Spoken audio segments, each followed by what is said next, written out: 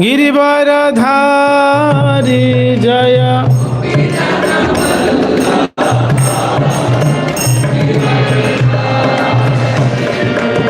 यशोदानंदन ब्रज जन रंजन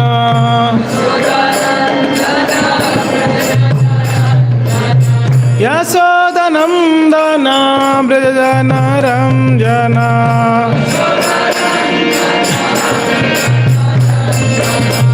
यमुना तीरा वनचारी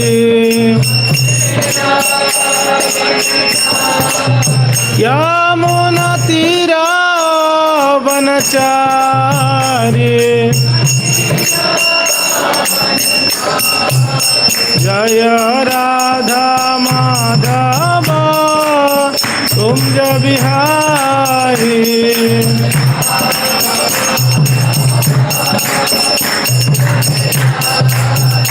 जय राधा माधव कुंज बिहारी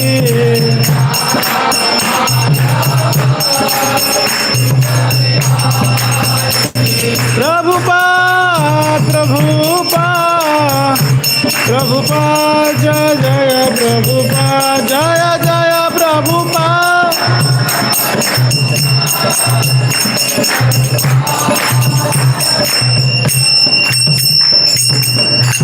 जय श्री प्रभुपाद की जय श्री श्री राधा माधव भगवान की जय गौर प्रेमानंदे ओम नमः भगवते वासुदेवाय ओम नमः भगवते वासुदेवाय ओम नमो भगवते वासुदेवाय नारायणं नमस्कृत्यं नरं चैव नरोत्तमं देवीं सरस्वतीं व्यासं ततो जयमुदीरयेत् नष्टप्रायेषु भद्रेषु नित्यं भागवत सेवया भगवती उत्तमश्लोके भक्तिर्भवति नैष्ठकी ओम ज्ञानतिमिरन्धस्य ज्ञानाञ्जनशलाकया चक्षुरुन्मिलितं येन तस्मै श्रीगुरवे नमः श्रीचैतन्यमनोभीष्टं स्थापितं येन भूतले स्वयं रूपः कदा मह्यं ददाति सपदान्तिकं वन्देऽहं श्रीगुरो श्रीयुतपदकमलं श्रीगुरन् वैष्णवांश्च श्रीरूपं साग्रजातं सहगना रघुनाथन्वितं तं सजीवं साद्वैतं सावधूतं परिजनसहितं श्रीकृष्णचैतन्यदेवं श्रीराधाकृष्णपादान् सहगना ललिता श्रीविशाखान्वितांश्च नमो विष्णुपादाय कृष्णप्रेष्ठाय भूतले श्रीमते भक्तिवेदांत स्वामिनिति नामिने नमस्ते सारस्वती देवे गौरवाणी प्रचारिणे निर्विशेष शून्यवादी पाश्चात्य देशतारिणे हे कृष्ण करुणा सिंधु दीनबंधु जगत्पते गोपेश गोपिका कांत श्री राधा कांत नमस्तुते तप्त कांचन गौरांगी श्री राधे वृंदावनेश्वरी वृषभानो सुते देवी प्रणमामि हरिप्रिये वाञ्छाकल्पतरो भस्य कृपा सिन्धुवैव च पतितानां पावनेभ्यः श्री वैष्णवेभ्यो नमो नमः नमो महावदन्याय कृष्ण प्रेम प्रदायते कृष्णाय कृष्ण चैतन्य नामिने गौरत्विषे नमः नीलाचल निवासाय नित्याय परमात्मने बलभद्र सुभद्राभ्यां श्री जगन्नाथाय ते नमः श्री कृष्ण चैतन्य प्रभु नित्यानंद श्री अद्वैत गदाधर शिवासादि श्री गौर भक्त वृंद हरे कृष्णा कृष्ण कृष्ण हरे हरे हरे राम राम राम हरे हरे मुखं करोति वाचालं पंगुलंगायते गिरिं यत्कृपं तमहं वन्दे श्रीगुरुदिनतारिणं परमानन्दे माधव। श्रीकृष्ण चैतन्य ईश्वरमजानुलंबितभुजो कनकावदातो संकीर्तनैकपितरो कमलायताक्ष्यो विश्वम्भरो द्विजभरो युगधर्मपालो वन्दे जगत्प्रियकरो करुणावतारो।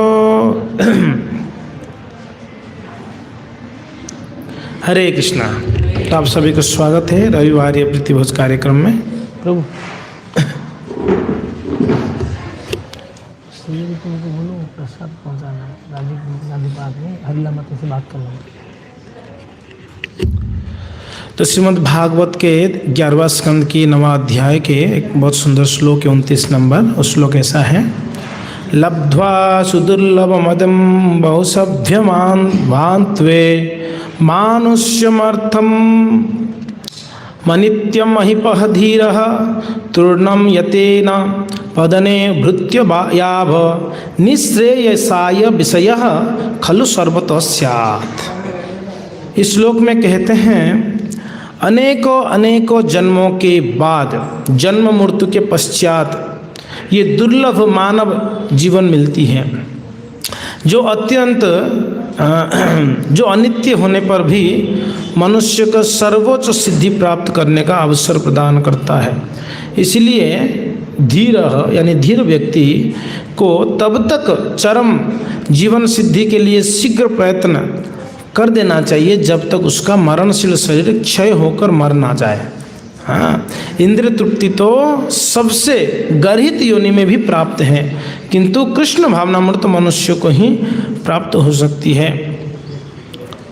श्री प्रभुपाद जी तात्पर्य में कहते हैं, प्रभुपाद जी के शिष्य, जीवन भौतिक जीवन का अर्थ ही है कि बारंबार जन्म तथा मृत्यु, निम्नतम योनियों तथा सरीसृप कीड़े शुकर तथा कुकर तक को इंद्रिय तृप्ति के लिए पर्याप्त अवसर मिलता है। यहाँ तक कि घर के सामान्य मक्खियों में भी व्यस्त यौन जीवन होता है और वे तेजी से बढ़ती हैं, किंतु मनुष्य जीवन मनुष्यों को परम सत्य को समझने का योग्य बनाता है।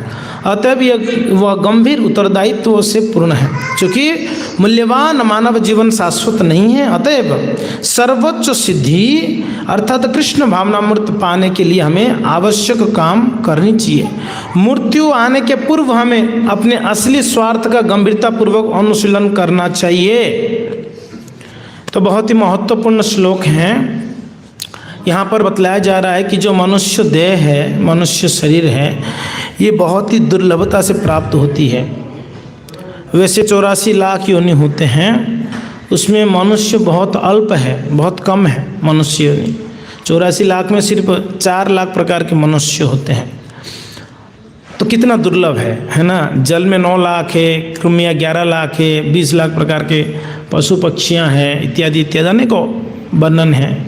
4 लाख सिर्फ मनुष्य हैं, और उसी मनुष्यों में हम लोग आए हैं, हमको देह मिला है मनुष्य का। तो कहते हैं कि ये अनेकों जन्मों के बाद हमको ये देह मिलती है, मनुष्य देह। और कई जन्मों का क्या कह सकते हैं, स्वीकृति इकट्ठा करके जब व्यक्ति अपना कर्मों को, पुण्य कर्मों को एकत्रित करता है, तो व्यक्ति को इस शरीर प्राप्त होता है। एक जगह पे भी कहा गया है, मनुष्य शरीर कृपा से मिलती है, भगवत कृपा से। एक चांस दी जाती है, एक अवसर दी जाती है कि ये आप इस भौतिक संसार को पार कर कर आध्यात्मिक लोक में जाने के लिए ये एक सु अवसर है कि नहीं। तो बुद्धिमान व्यक्ति क्या करता है, इस मनुष्य देह से शीघ्रातिशीघ्र, ऐसे कहते हैं, जल्दी से जल्दी प्रयत्न करना चाहिए भगवत प्राप्ति करने के लिए। क्यों? प्रश्न उठता है, क्यों? मिला है ना, बढ़िया है, भोगना चाहिए, बहुत अच्छा है कि नहीं। वो बोलते कि क्षण भंगुर है, मनुष्य जीवन दुर्लभ है, प्राप्त हो गए, मगर साथ साथ में क्या कहते हैं, क्षण भंगुर है, कम समय के लिए मिली है, बहुत लंबा समय के लिए नहीं मिली है। तो इसलिए बुद्धिमान मनुष्य उस कम समय पर कैसे भगवत प्राप्ति करें उसका प्रयास करनी चाहिए उसको, है कि नहीं है। तो ये श्रीमद् भागवत में एक बहुत सुंदर प्रसंग आता है। एक प्रसंग ऐसा है, ययाति महाराज जी का विवाह होती है देवयानी के साथ, शुक्राचार्य की पुत्री होती है। तो ययाति महाराज जी और एक भी विवाह करते हैं शर्मिष्ठा के साथ। तो शर्मिष्ठा और देवयानी इन दोनों में थोड़ा सा अनबन हो जाती है। तो होने पर देवयानी क्या करती है, उनके पिता शुक्राचार्य को कंप्लेन करती हैं, है कि नहीं है। तो शुक्राचार्य जी ययाति महाराज जी को अलर्ट करते हैं, थ्रेटन देते हैं, बोलते हैं कि आप सिर्फ एक ही मेरे पुत्री के साथ ही संबंध रखेंगे, दूसरे से नहीं। अगर रखेंगे तो आपको भुगतना पड़ेगा उसका। मगर इंद्रिय भोग तो इतना प्रबल है, ययाति महाराज जी जो है भूल गए इस बात को। शुक्राचार्य जी ने कुछ भी करने का सक्षम है, कुछ भी कर सकते हैं। तो क्या हुआ, ययाति महाराज जी शर्मिष्ठा के साथ भी संबंध रखे। तो उनके 3 पुत्र हुआ, वर्णन है शास्त्रों में। तो ये जब देवयानी को पता चला, वो अपने पिता को जाके कही, तो शुक्राचार्य बड़े क्रोधित हो गए, मेरे बातों को अवमानना किया है, तुमने श्राप दे दिए, तुरंत बुढ़ापा को प्राप्त कर लो आप। जवान थे बिल्कुल, ययाति महाराज एकदम जवान थे। तो उनको श्राप मिल गया, क्या वृद्ध हो जाओ आप, बुढ़ापा को प्राप्त कर लो। अब जब बुढ़ापा प्राप्त हो गई, ययाति महाराज जी को भोग का इतना लत लगा हुआ था, इंद्रिय भोग का। तो बोले कि अब कैसे भोग करूँगा, इंद्रिया तो शिथिल हो गया है कि नहीं है, इंद्रिया शिथिल हो गई है, अब कैसे इंद्रिय भोग किया जाएगा। तो उन्होंने उनके पुत्रों के पास गए, पुत्रों को जाके कहते हैं कि आप में से कोई आपकी जवानी मुझे दे सकते हो। किसके लिए? भगवत प्राप्ति के लिए नहीं, उनको भोग करना था, उनको ना इंद्रिय भोग करना था। तो कौन पुत्र देंगे उनको? उनके कौन पुत्र उनको इंद्रिय भोग के लिए अपनी जवानी देंगे? कोई नहीं देगा ना। अगर कुछ अच्छा कार्य के लिए मांगते तो जरूर दे देते। सारे पुत्र मना किए, हम नहीं देंगे अपनी जवानी। तो जो छोटा पुत्र थे पुरु महाराज, बाद में राज्य का उत्तराधिकारी वही बनते हैं। पुरु कहते हैं पुत्र का धर्म है पिताजी को सहयोग करना, पिताजी का इच्छा है, भले वो किसके लिए मांग रहे हैं, मगर पिताजी का निवेदन है। तो पुरु महाराज ने अपनी जवानी दे दी है। पूरा शास्त्र में या इतिहास में एक ही ऐसा प्रसंग है जिसमें पुत्र अपने पिता को जवानी देते हैं। अब दे सकते हैं अपनी जवानी किसी को? नहीं दे सकते हैं। कभी कभी ऐसे कहते हैं ना, मेरा उम्र भी आपको लग जाए, ऐसे लगता है? नहीं लगता है। बोलने के लिए ठीक है, पर ऐसा नहीं लगता है। लगता तो कितना बढ़िया हो जाता ना, बेटा का ले लेता जवानी। तो खैर ययाति महाराज जी को जवान हो गए, पुत्र का जवानी लेकर, पुत्र बूढ़ा हो गया पूर्व महाराज। अब ययाति महाराज जी कई सालों तक उन्होंने भोग किए, इंद्रिय भोग किया, खूब खाया पिया, स्त्री संग किया, सब किया। मगर सबको पता है ये जो भोग है, यही संसर्पजा भोगा दुख एवं एवते याद्यंतवंत कौंतेय नतेषु रमते बुधा। भगवान भगवगीता में कहते हैं ये जो शरीर का इंद्रिय भोग है, ये कैसा है पता है? यही संस्पर्शजा भोगा दुख एवं एवते, ये दुख को प्राप्ति कराता है। ये संसार का कोई भी भोग है हमको दुख दे देता है। तो ययाति महाराज कितना भी भोग कर रहे हैं, उनको वो जो आनंद प्राप्त नहीं हो रहा है, उनको लग रहा है और कुछ भोग लूँ, और कुछ भोग लूँ। ऐसे कई सालों तक उन्होंने भोग किया। उसके बाद उनको पता चला कि बाप रे, ये भोग तो ऐसा है, कैसा है? जैसे अग्नि में घी डालना, उस प्रकार से है। कोई किसी का इच्छा है खाने का, खाना दे देने से वो इच्छा खत्म नहीं हो जाती है, उसका इच्छा और बढ़ जाती है। बढ़ती है नहीं बढ़ती है? ये ऐसा इच्छा है, आप खाने का इच्छा है, आप दे दो, रसगुल्ला खाना है, रसगुल्ला दे दो, तो ऐसा नहीं कि अभी खत्म हो गया, अभी जीवन में कभी नहीं चाहिए, खा लिया अभी मैंने, नहीं, आपको वापस थोड़ी समय में जैसे ही आपको भूख लगे वैसे ही वापस आपको इच्छा हो जाएगी। तो ययाति महाराज जी रियलाइज किए ये तो उसी प्रकार है कि आग को बुझाने के लिए घी डालना, उसमें आग कभी घी से बुझता है क्या? वैसे कि भोग की इच्छा को भोग देके कभी भी बुझा नहीं सकते हैं। कर सकते हैं? नहीं हो सकता है। ययाति महाराज को रियलाइज हुआ। जब रियलाइज बोले ओ हो मैंने कितने साल बर्बाद किया, मेरा समय जवानी को बर्बाद किया। इस संसार में लगभग 99.99% लोग जो है इसी इंद्रिय तृप्ति में लगे हैं, भोग में ही लगे हुए हैं, कोई भी त्याग मार्ग को नहीं अपनाते हैं। हर एक व्यक्ति दौड़ रहा है किसके लिए? उनको भोग चाहिए, उनको भोग चाहिए, मगर वो अपने भोग से भी तृप्त कभी नहीं होता है, कभी नहीं हो सकता है तृप्त, संभव ही नहीं है। ये भौतिक भोग है ही ऐसा है। मगर क्या करें, इंद्रिया तो डिमांड करते हैं। ये हम लोग का स्थिति कैसा है पता है? जैसे कोई व्यक्ति 10 स्त्रियों से विवाह करता है। कितना? 10। आप में से किसी का है 10 पत्नियाँ? नहीं है। अच्छा ठीक है, 10 पत्नियाँ का अगर मान लो कोई पति है, 10 पत्नी की पति, तो मान लो एक पत्नी कलर पकड़ी है, चलो सिनेमा देखने चलना है, और एक पत्नी जो है चोटी पकड़ी है, अरे चलो होटल जाना है, और एक पत्नी जो है इस हाथ को पकड़ के खींच रहे हैं, नहीं चलो शादी में जाना है, और एक पत्नी इस हाथ को पकड़ के खींच रहा है, नहीं इधर नहीं उधर जाना है। ऐसे 10 पत्नियां 10 तरफ खींचेंगे, क्या होगा उस व्यक्ति का हालत? क्या होगी? आपको क्या लगता है? माताएं क्या होती है जब पति को ऐसा चोटी पकड़ के खींचते हो आप? क्या स्थिति होती है उनका उस समय? मैं आप तो नहीं खींचते हैं ना, हाथ पकड़ खींचते, चलिए। तो अगर मान लो 10 तरफ खींचेंगे, क्या स्थिति होगी व्यक्ति का? बड़ा गंभीर स्थिति होगी ना। वैसे हम सबका स्थिति है, हमारे 10 पत्नियां हैं, 10 इंद्रियां, और ये 10 इंद्रियां हमको हर परिस्थिति में, हर क्षण हमको क्या कर रहे हैं? खींच रहे हैं। आंख कहीं खींच रहा है, सुंदर रूप की तरफ खींचे जा रहा है, कान कहीं सुंदर ध्वनि के प्रति खींच रहा है, जीवा सुंदर स्वादिष्ट स्वाद के प्रति खींच रहा है कि नहीं है? त्वचा कुछ स्पर्श करना चाहता है। अलग अलग इंद्रियां अलग अलग तरीके से हमको खींच रहे हैं, और हम रहे स्थिति गंभीरता हमारा है कि नहीं है? तो ययाति महाराज जी ये रियलाइज किए सही में कितना खतरनाक स्थिति है। इतना समय देने के बाद भी ना सामने वाला सेटिस्फाइड हो रहा है, ना हम सेटिस्फाइड हो रहे हैं, कोई सेटिस्फाइड हो रहा है। इंद्रिया कभी सुखी नहीं होते हैं, कभी भी नहीं है, इसलिए मूर्खता है।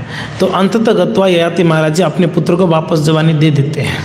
क्या करते हैं? वापस उनको एज दे देते हैं, और उनको राज्य का उत्तराधिकारी कर वो विरक्त हो जाते हैं, घर छोड़ देते हैं। तो ये एक सुंदर उदाहरण है शास्त्रों में, भागवत में विशेषकर, कि ययाति महाराज जी भोग कर अंतिम में यही निष्कर्ष निकला कि भोग जो है जीवन का अंतिम लक्ष्य को प्राप्त नहीं करा सकता, और सुख नहीं प्राप्त हो सकता है भोग के द्वारा। अभी दूसरा एक उदाहरण है शास्त्र में है, कौन सा? दधीचि मुनि का। ये सब आप लोग सुने होंगे, दधीचि मुनि का कथा सुने आपने? श्रीमद् भागवत में अश्विनी कुमार देवताओं का जो है डॉक्टर्स होते हैं देवताओं के। तो एक बार देवताओं के डॉक्टर अश्विनी कुमारों को ब्रह्म विद्या सीखना था। क्या सीखना था? ब्रह्म विद्या, नहीं भगवत प्राप्ति का विद्या, जो ब्रह्म विद्या कहते हैं। तो कोई गुरु चाहिए, तो उनको पता चला दधीचि मुनि वो जो है परफेक्ट गुरु हो सकते हैं, हमको भगवत ज्ञान दे सकते हैं, भक्ति सिखा सकते हैं।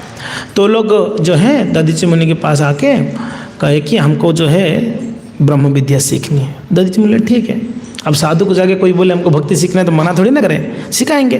तो बोले ठीक है, आप लोग कल से आ जाइए, हम आपका ट्यूशन करेंगे, आपका क्लासेस लगेगी, है कि नहीं, रोजाना। तो बोले ठीक है, कल से हम आते हैं, कल आते हैं हम। तो ये पता चल गया, किनको पता है? इंद्र को। इंद्र हमेशा उल्टा ही सोचेंगे, सीधा नहीं सोच सकते। इंद्र क्या सोचिए, ब्रह्म विद्या लेकर ना मेरा कुर्सी को हड़प लेंगे ये दोनों अश्विनी कुमार। उनको ऐसे लगा। तो इंद्र क्या किए? दधीचि मुनि के पास आए, प्रदीप गोयल प्रभु। इंद्र क्या किए? हरे कृष्णा, सीधा बेटी ने तो नींद आ जाएगा सही में। अभी प्रसाद नहीं लिए नींद कैसे आ गए? तो दधीचि मुनि के पास इंद्र आए, आकर कहते हैं कि महाराज वो हमारे देवलोक से ना 2 लड़के आएंगे, उनको ब्रह्म विद्या नहीं देना है। बोले कौन? ना अश्विनी कुमार। नहीं क्यों नहीं? बोले नहीं देना है ना, मैं बोला ना देंगे तो ठीक नहीं होगा, गला उड़ा दूंगा आपका, ऐसे करके धमकी दिए। इन्होंने कुछ बोले नहीं, इंद्र बोल के चले गए। अश्विनी कुमार आए तो दधीचि मुनि बोले कि आपके राजा आए थे। बोले कौन? इंद्र। बोला हाँ, क्या हुआ? वो मना करके गया, आपको ब्रह्म विद्या नहीं देना है आप लोगों को, धमकी दिया हमारा गला काट देंगे। बोला अच्छा गला काट देंगे, ठीक है हम आपको एक उपाय बतलाते हैं। अश्विनी कुमार लोग तो डॉक्टर थे बहुत फर्स्ट क्लास। बोले काम करते हैं, आपका मुंडी हम लोग पहले ही निकाल के रख देते हैं और आपको एक अश्व की मुंडी हम जो है लगा देते हैं। आप अश्व की मुंडी से मुख से आप हमको ब्रह्म विद्या ज्ञान दीजिए और आके अगर इंद्र आपका गला काट देंगे हम आपका ओरिजिनल मुंडी वापस जोड़ देंगे, हमारे पास ये कला है। तो दधीचि बोलते ठीक है। तो क्या हुआ, अश्विनी कुमारों ने उनका ओरिजिनल मुंडी निकाल लिए, निकाल के उनको सेव कर लिए, एक अश्व की मुंडी ला के उनको लगा दिया। तो उस अश्व के मुख से उन्होंने उनको भगवत ज्ञान दिया अश्विनी कुमारों को, और अश्विनी कुमार बड़े प्रेम से उस ज्ञान को अर्जित किए। और ये चीज़ जा इंद्र को पता चला, मैंने मना किया फिर भी क्या हुआ, मैंने मना किया फिर भी इन्होंने ज्ञान दे दिया अश्विनी कुमार को। तो इंद्र चिढ़ गए। तो इंद्र क्या किए, दधीचि मुनि के पास आए बड़े क्रोधित होकर तलवार लेकर, आके दधीचि मुनि की गर्दन उड़ा दी। तब कौन सा मुंडी था? अश्व का मुंडी। उड़ा के चले गए। तब अश्विनी कुमार आए, उनकी ओरिजिनल मुंडी वापस जोड़कर मंत्रित करके उनको जीवित कर दिए। हाँ? तो अब इंद्र जो है इनका गला काटा है, ठीक है ना।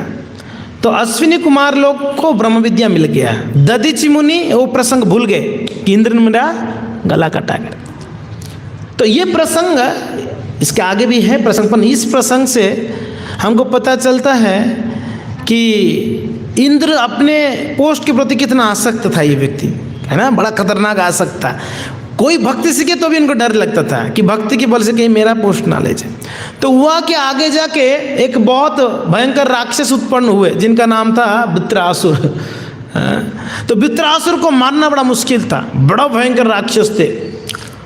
तो तब भगवान कहते हैं देवताओं को कि एक काम करो, आप लोग ना दधीचि मुनि के पास जाके उनका हड्डी लेके आओ।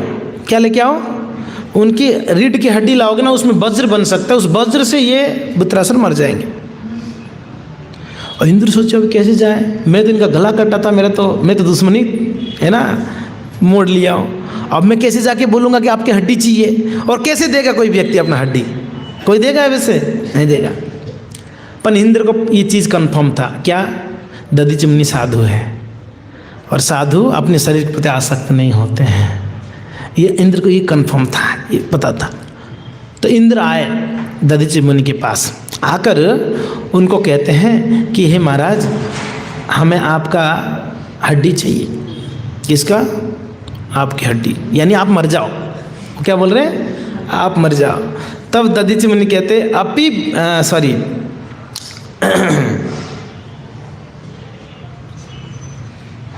तब दधीचि मुनि कहते हैं अपि वृंदारका युयम न जानितः शरीरिणम संस्थायाम स्वभद्र विद्रोहे दुस्सह चित्ततापः। बोले कि अरे इंद्र, आपको ये चीज़ पता नहीं है, जो देहधारी जीवात्मा होते हैं और उनका मृत्यु के समय जो है तीक्ष्ण असह्य वेदना होती है। आपको ये नहीं पता है मृत्यु के समय पर कितना वेदना होता है? कई करोड़ों बिच्छू काटने पर, डंक मारने पर जो कष्ट होता है ना, वो वैसे ही कष्ट होता है जब आत्मा शरीर को त्यागता है, छोड़ता है। समझ रहे हैं क्या बोल रहे हैं हम? इस शरीर को जब आत्मा छोड़ता है, छोड़ के जाता है, तो इस शरीर को कितना कष्ट होती है? कई करोड़ों बिच्छू जब डंक मारते हैं एक साथ में, कितना कष्ट होगा, उतना कष्ट होती है, बहुत कष्ट होता है। तो दधीचि मुनि बोलते हैं कि आप लोग कैसे बोल रहे हैं कि मुझे मरने के लिए? आपको पता है कितना कष्ट होगा इस शरीर को? हाँ, कहते हैं ये भौतिक जगत में प्रत्येक जीवात्मा को अपना शरीर अत्यंत प्रिय है।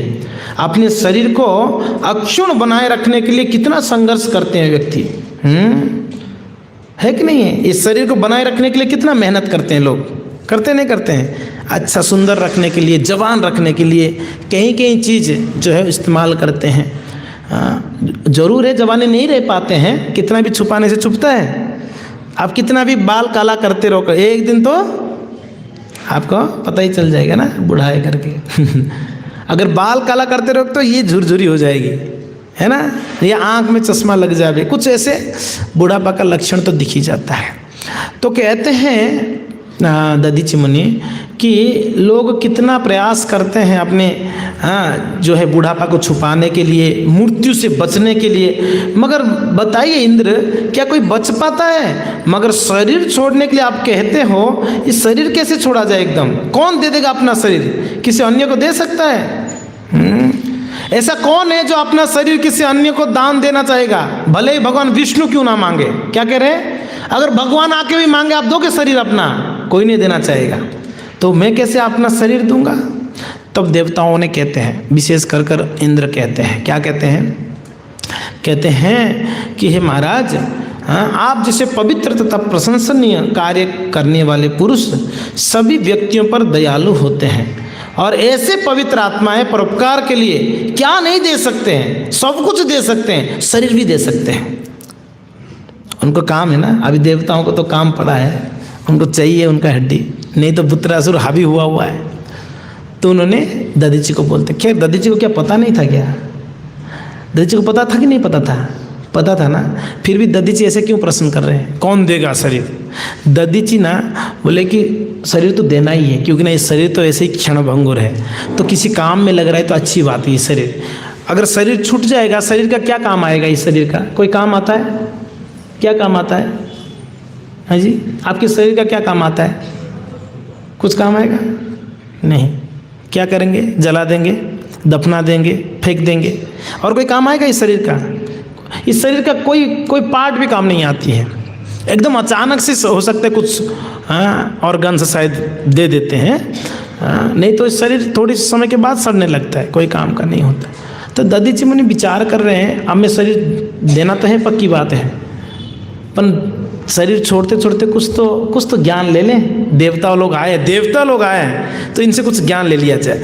तो इसीलिए वो उनको पूछ रहे हैं, कौन देगा शरीर ऐसा? मैं क्यों दूं आपको शरीर? मेरा शरीर बहुत प्रिय है। तो वो लोग ने समझाते हैं कि शरीर जो है, जो पवित्र आत्मा होते हैं या विशेष कर जो महात्मा होते हैं, साधु होते हैं, उनके लिए शरीर जो है बहुत ज़्यादा कोई अपना नहीं होता है, कि उनको पता है ये शरीर एक दिन छोड़ना है। तो इसलिए महाराज ये शरीर आप हमें दे दीजिए, क्योंकि ना हमारा काम का है, अभी हमको ज़रूरत है अभी। आगे क्या कहते हैं सुनिए। देवता लोग कहते हैं, न्यूनम स्वार्थ परलोको न वेद परसंकटम यदि वेद न याचेत नेति नाह यदीश्वर। कहते हैं जो नित्यांत स्वार्थी होता है, एक तो बोलते हैं जो साधु होते हैं वो कभी भी दूसरों को दुखी नहीं करते, जो चाहिए वो दे देते हैं, शरीर तक दे देंगे।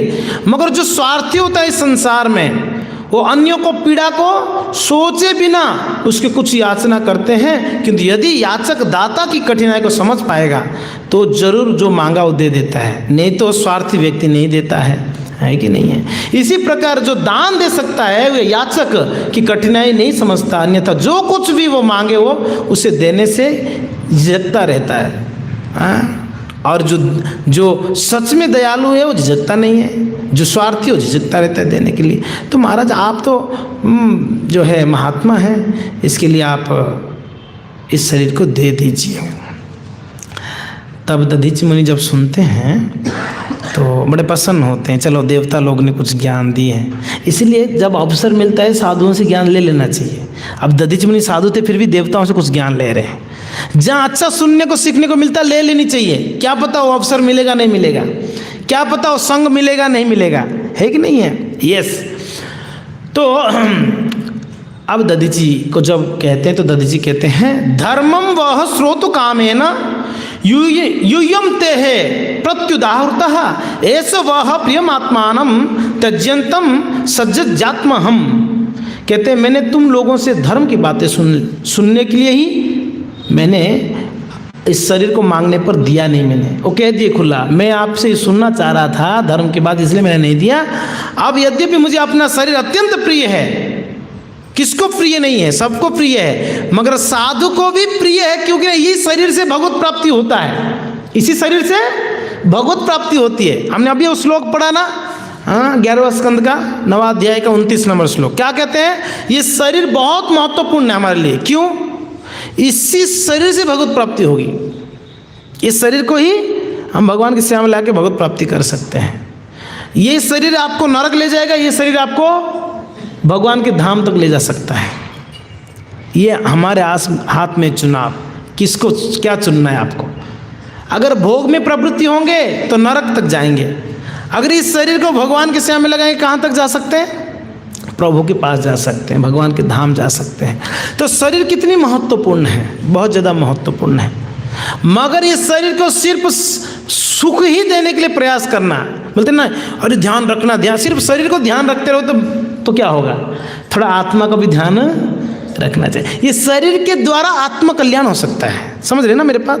दोनों चीज़ है, आत्मा और शरीर। तो इसी शरीर से आत्मा का कल्याण किया जा सकता है, नहीं हो सकता है? हो सकता है जी। इस कानों से प्रभु का नाम सुनकर, कथा सुनकर, मुख से भगवान का वाणी बोलकर, प्रभु का दर्शन कर कर, प्रसाद खाकर, इस हाथों को कुछ सेवा कर कर, पैरों से भगवान का मंदिर जाकर या परिक्रमा करके धाम से, तो इस शरीर को लगाकर भगवत प्राप्ति हो सकती है। तो इसीलिए दधीचि मुनि कहते हैं कि ये शरीर मुझे बहुत प्रिय है, फिर भी तुम लोगों के कल्याण के लिए मैं इसको छोड़ दूंगा, क्योंकि मैं जानता हूँ कि आज नहीं तो कल अवश्य मुझे छोड़ देगा। अगर आप शरीर नहीं छोड़ोगे, शरीर आपको, है ना, दोनों में अंतर है कि नहीं है? दोनों में अंतर है, अंतर है कि नहीं है? एक तो हम शरीर छोड़ना और एक शरीर हमको छोड़ देगा। शरीर तो छोड़ेगा, एक समय आएगा तो जब उसको छूटना है छोड़ देगा।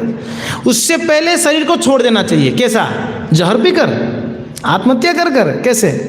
अरे शरीर को छोड़ना का अर्थ है कि शरीर की आसक्ति को छोड़ देना चाहिए।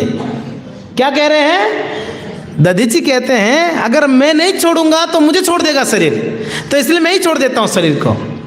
यानी शरीर की आसक्ति को छोड़ देनी चाहिए। और तब तक कष्ट मिलेगा शरीर को जब तक शरीर के प्रति आसक्त है। एक श्रील प्रभुपाद जी के शिष्य हुए जिनका नाम है कीर्तनानंद महाराज। क्या नाम है? कीर्तनानंद महाराज। वो अमेरिका में एक स्थान है न्यू वृंदावन करके, वहाँ पर मंदिर का अध्यक्ष थे। तो एक माता जी थी, यंग लड़की, तो उनको कुछ भक्तों ने किताब वितरण कर रहे थे, तो उनको एक किताब मिल गया, भगवद गीता मिल गया। तो किताब को पढ़ी तो वो समझ गए क्या खाना चाहिए क्या नहीं खाना चाहिए, क्या करना चाहिए क्या नहीं करना चाहिए।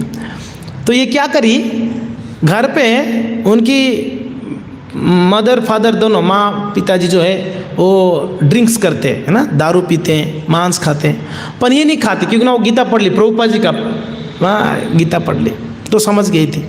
तो क्या खाती थी? ब्रेड खाती थी, कुछ ऐसे चीज़ खाती थी।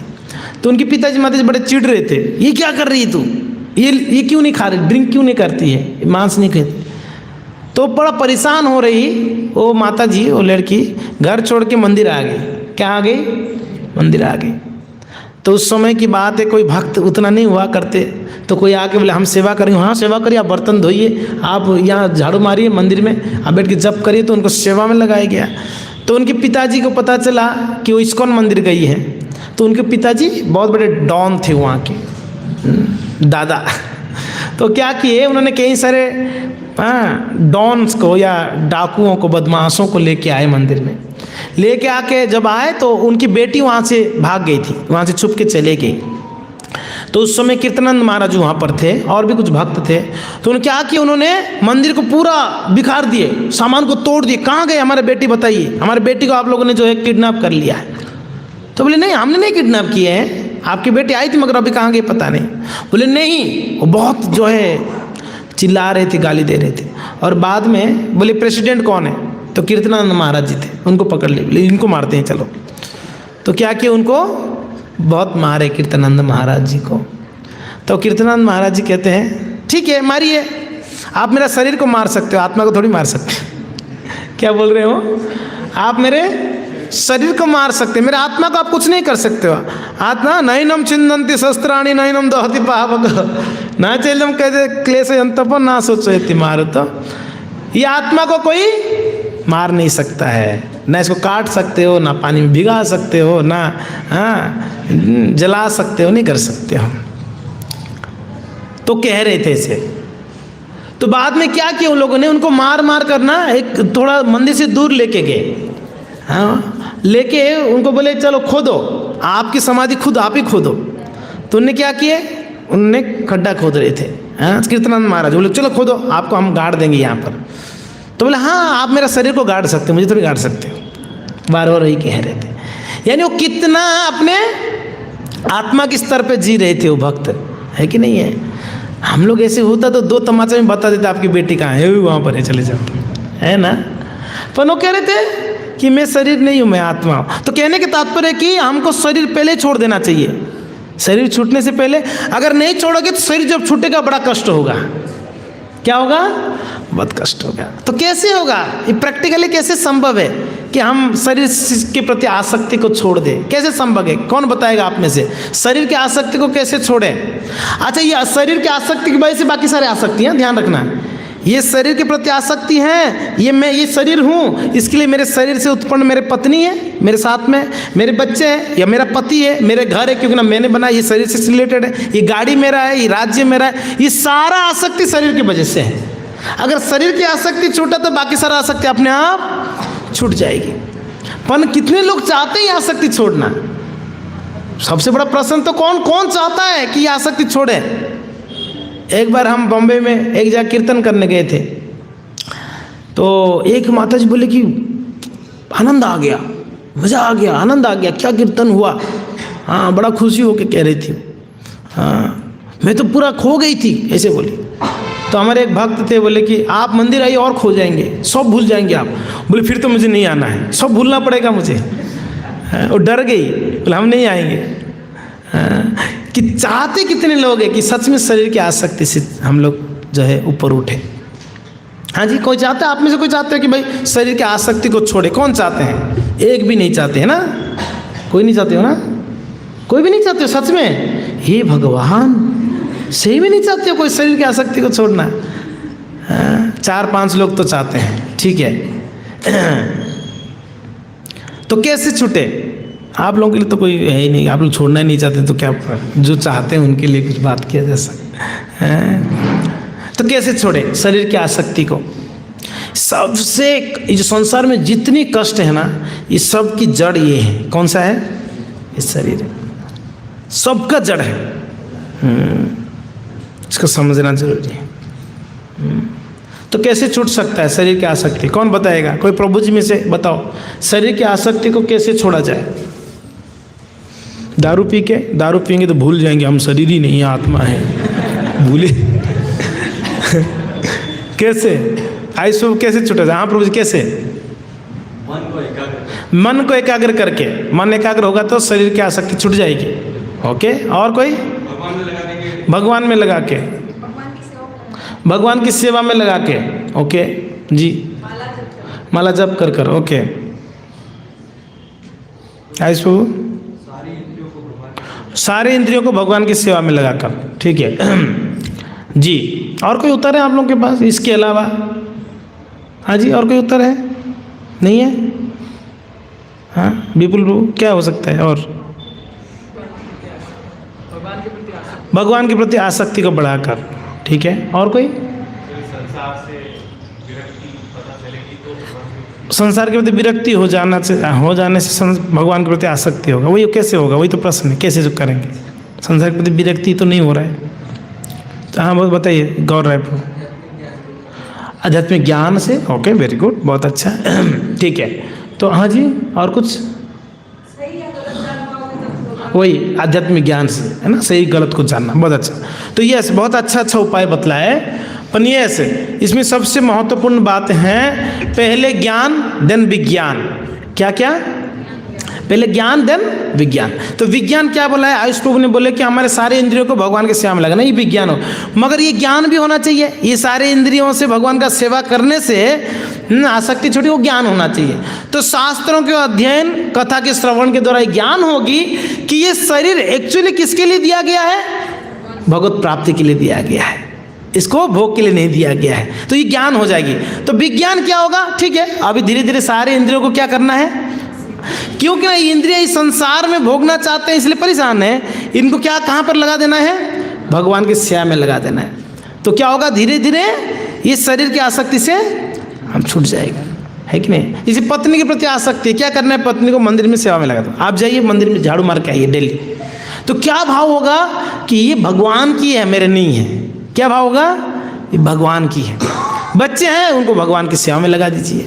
हाँ, तो ये भाव डेवलप करने के लिए हमको प्रैक्टिकली करना पड़ेगा, सिर्फ बोलने से नहीं चलने वाला है, कहने से नहीं चलने वाला है, उसको प्रैक्टिकली आदत में डालना पड़ेगा। तो इसीलिए हम बार बार आप लोगों को निवेदन करते हैं कि कुछ ना कुछ सेवा में जुड़ना चाहिए, कुछ ना कुछ सेवा करिए मंदिर में आकर।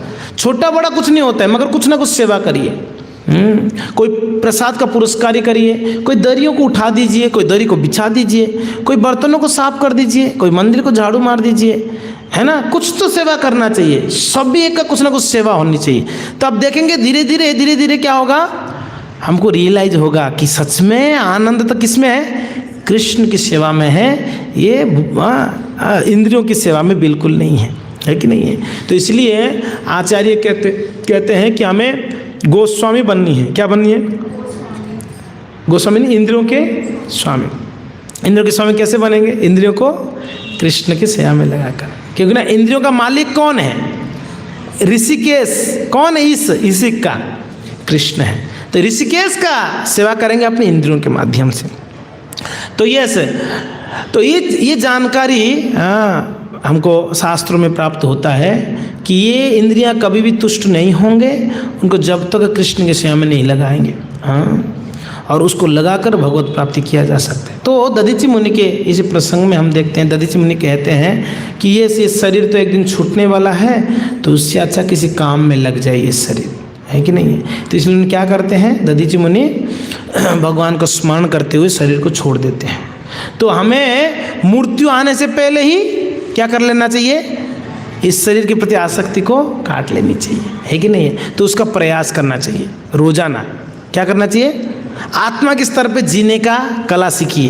प्रभुपाद ने किताब लिखी आत्म साक्षात्कार की विज्ञान। आत्मा के स्तर पे कैसे जिया जाएगा, क्योंकि ना आत्मा परमात्मा का अंश होने के नाते आत्मा को किसकी सेवा में लगाना है, परमात्मा की सेवा में लगाना है ना, जीवात्मा को। और जीवात्मा को शरीर प्राप्त हुआ, इसलिए शरीर के माध्यम से भगवान का सेवा किया जाएगा। तो धीरे धीरे क्या होगा, ये हम लोग रियलाइज कर लेंगे कि ये शरीर एक दिन छूटेगा, और जब तक है तब तक इसको भगवान की सेवा में लगा लिया जाएगा। और दूसरी बात है महत्वपूर्ण है, जब ये शरीर संसार की भोग में लगाओगे, ये शरीर भौतिक ही बने रहेगा, मगर ये भौतिक शरीर, भौतिक इंद्रिय होने के नात भी आध्यात्मिक हो जाएगा अगर भगवान की सेवा में लगेगा, तो स्पिरिचुअल हो जाएगा। यस, इसलिए आप जानते होंगे जो सन्यासी होते हैं या शुद्ध भक्त होते हैं, उनके शरीर को जलाया नहीं जाता है, उनको क्या किया जाता है, उनको समाधि दी जाती है। क्यों, क्योंकि ना वो शरीर के स्तर पे नहीं होते, उनकी शरीर दिव्य हो जाती है। उनकी शरीर क्या होता है, दिव्य होता है। श्रीरंगम में रामानुजाचार्य का शरीर अभी भी है, हमने बतलाया था कई कथाओं में। श्रीरंगम में आप जाएंगे, श्रीपाद रामानुजाचार्य का शरीर अभी भी वहाँ पर है। कितना साल हो गया, 1000 साल से ज़्यादा हो गया, वही दिव्य शरीर है, क्योंकि ना वो स्पिरिचुअल हो गया, वो भौतिक नहीं है। तो भगवान का जब सेवा में शरीर को लगाएंगे, वो क्या हो जाएगा, स्पिरिचुअल हो जाएगा। कोई भी शरीर हो, कैसा भी शरीर हो, है कि नहीं है, दिव्य हो जाएगा। तो इसके लिए इस शरीर को भगवान की सेवा में लगाकर ही हमको भगवत प्राप्ति किया जा सकता है। शरीर की आसक्ति, और शरीर की आसक्ति छूटेगा। देखिए, मृत्यु से पहले सारे आसक्ति को छोड़ना जरूरी है, नहीं तो क्या होगा, मृत्यु से पहले तक अगर आप आसक्ति नहीं छोड़े हो, तो मृत्यु के समय पर सब याद आएगा। क्या याद आएगा, इस शरीर के प्रति जो आसक्तियाँ हैं सब याद आएगा। मैं इनको कैसे छोड़ूं, उनको कैसे छोड़ूं, उनको कैसे छोड़ूं, है कि नहीं है। फिर क्या होगा, जिसको आप स्मरण करोगे, फिर क्या होगा, अगला जन्म वही होगी। यम यम वापि स्मरणम भावो तज्यतन्ते कलेबरम तम तमें बंत कौन्तेय सदा तद्भाव भावित। तो अगले जन्म आपको फिर वैसे ही हो जाएगा, है कि नहीं है। तो हम अभी उडुपी यात्रा गए थे कुछ दिन पहले, 1-2 दिन पहले ही हम आए।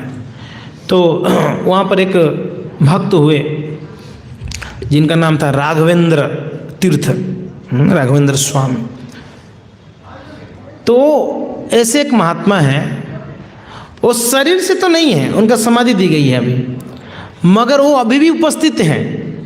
अभी भी एक स्थान है आंध्र प्रदेश में, मंत्रालयम करके एक जगह है, वहाँ पर उनका समाधि है उस महात्मा का। उनका नाम क्या है?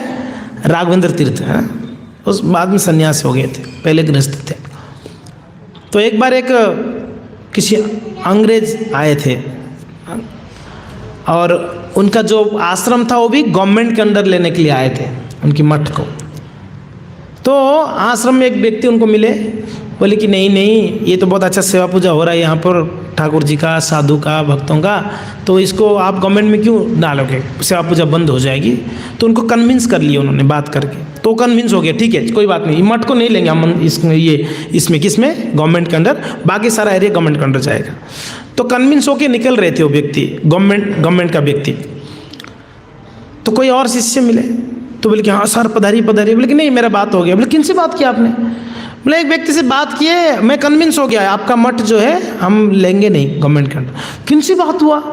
तो वहाँ पर बाहर ना वो लगा हुआ था, बैनर लगा हुआ था, होर्डिंग लगा हुआ था, है ना, उनका फोटो लगा हुआ था। बोले इनसे बात हुआ।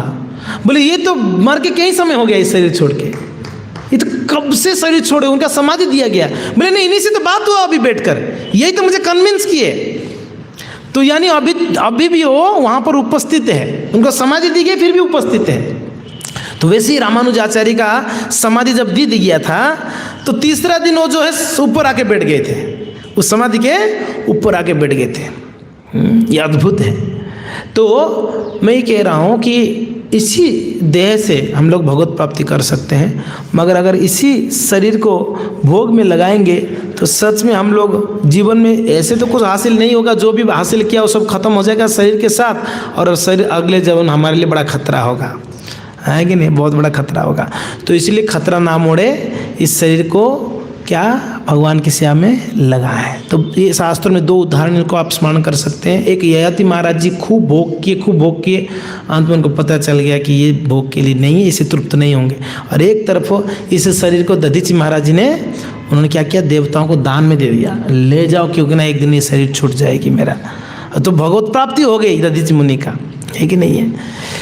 ओके, तो आज के लिए यही हमको स्मरण करना है कि इस शरीर को प्रभु की सेवा में लगाना है, और हर एक भक्त कुछ ना कुछ हमको एटलीस्ट मंदिर में सेवा लेनी चाहिए। घर में तो सेवा करनी ही चाहिए, पर एटलीस्ट हम मंदिर में भी कुछ सेवा लेंगे जिसके द्वारा जगन्नाथ जी का हम प्रिय बन सकते हैं। धन्यवाद। हरे कृष्णा। ग्रंथराज श्रीमद् भागवत महापुराण की, श्रील प्रभुपाद की, गौर प्रेमानंदे हरि हरि बोल। किसका कोई जिज्ञासा है, कोई प्रश्न है किसी का? आप लोग समय से नहीं आते हैं, समय 12 बजे दिया जाता है, आप लोग आते हैं 1:30 बजे, कैसे करें? समय से क्यों नहीं आते हैं, क्या कारण है? पहले हमने 11 बजे टाइम दिया, आप लोग बोले 12 को रखो, 12 बजे टाइम दिया तो 1 बजे आते हो, 1 बजे बोलते हो 2 बजे आओगे, क्या करें? देवेंद्र माधव प्रभु, इसका कुछ निकालना पड़ेगा रास्ता से। थोड़ा सा हमको स्ट्रिक्टनेस नहीं आएंगे ना, फिर ऐसे ही चलेगा। उनको लगता है हाँ ठीक है, ये तो बोलते हैं 12 शुरू करते हैं 1 बजे, है ना, तो ये अच्छा नहीं है, ये लाइव बंद करो, तो दिस इज़ नॉट गुड। हाँ, आदत अच्छा नहीं है, तो हमको इसका कुछ करना पड़ेगा। कूपन सिस्टम वापस शुरू करें और उसको